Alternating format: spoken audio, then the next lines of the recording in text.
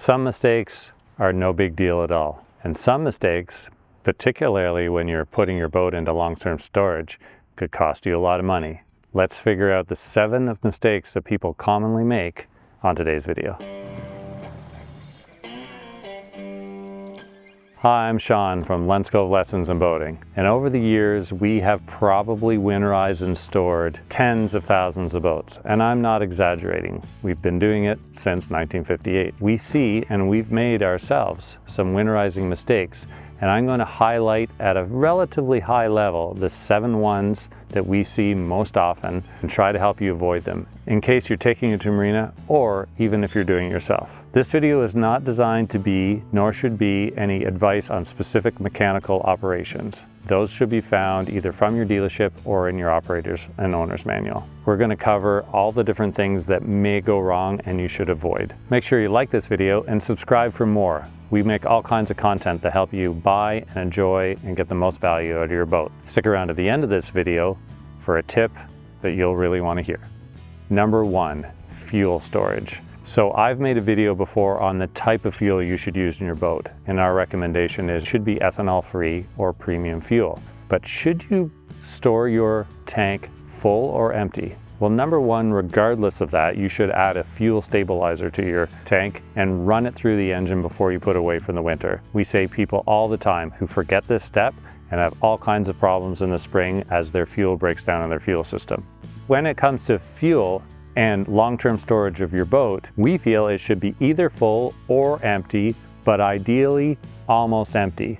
And the reason for that is that in the spring, you can then fill that tank with fresh fuel and start out the year with a full fresh fuel load. If you don't empty it completely, make sure you fill it almost to the very top. That will leave very little room for condensation and reduce the possibility of having moisture in your tank for the next spring. What you want to avoid is leaving it a quarter, half, or 3/4 full, because you're going to have a lot of old fuel in the spring and you're going to leave room for possible condensation. Common problem number 2, not changing your oil and lubricants in the fall. So I made a video on this subject and you'll be able to find it above. Most people just think an oil change is an oil change. But if you think about long-term storage for a boat, which could often be from September or October through to May or June, we're talking about 6 or more months. So any oil that's in your engine or in your drive and lubricant will have acids built up in them, and you want to remove those and put fresh oil on the bearings and all the surfaces. And in your outdrive, you want to make sure there's no moisture or no filings in the lube, so you're going to want to drain those and fill it with fresh. Common mistake number 3, leaving the drain plug in the hull of your boat. I can't tell you how many times we've come across a boat that was winterized and stored by someone, and when we go to service it in the spring, they left the drain plug in it and the boat got completely filled up with rain or snow or water. That water rose up and damaged things like engine components, electrical components, upholstery, carpet, and the mildew and mildew in the boat was just absolutely horrendous. So make sure you remove the drain plug for all winter storage and get that bow a little higher so it can drain properly. Common mistake number 4, not draining all of your components on your boat. So the most expensive one, if you own an inboard outboard, is the engine itself.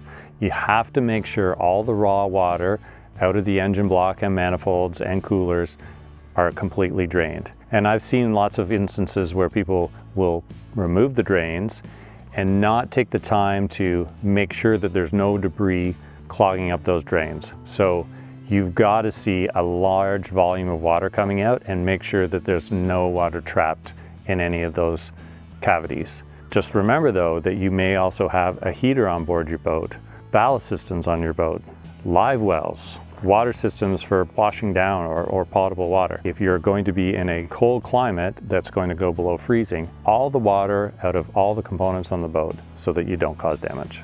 While we're still on the topic of water, let's talk about dampness. Putting away an old cover or a wet life jacket or damp towels and wrapping up the boat for winter storage or putting the cover on it. Leaving those things on board your boat is a recipe for mold and mildew growth. And not only will it be next to impossible to get out of your materials, but it is dangerous and will almost assuredly wreck anything that's on board the boat. Before you store everything away, remove everything from the boat and open up all your storage areas. The ski locker in the floor, the storage areas under the seats, any hatches.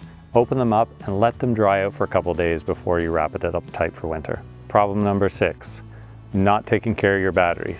Your battery, if left freezing and left not fully charged or able to discharge, will almost certainly fail in the spring. You're going to want to make sure that you either disconnect and remove the battery and put it in a warm, dry place for winter storage, making sure it's fully charged, or after it's fully charged, you can leave it on board the boat, but make sure you disconnect at least one side, either the positive or the negative terminals, so that there's no chance of discharging over the winter. Common mistake number 7, thinking that your bow and cockpit cover or mooring or playpen cover can handle snow and ice. It can't.